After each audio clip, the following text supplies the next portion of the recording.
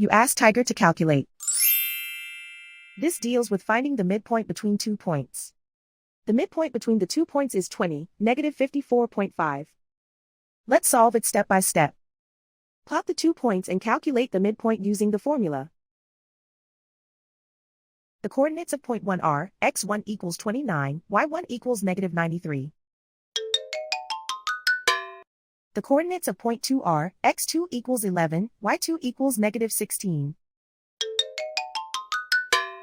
PM represents the midpoint of the 2 points.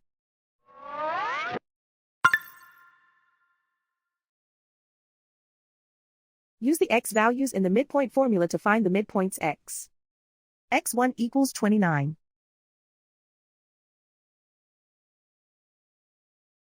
x2 equals 11.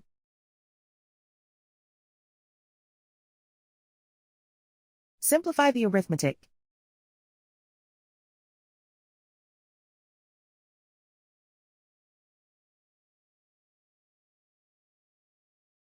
Use the y values in the midpoint formula to find the midpoints y. y1 equals negative 93. y2 equals negative 16. Simplify the arithmetic.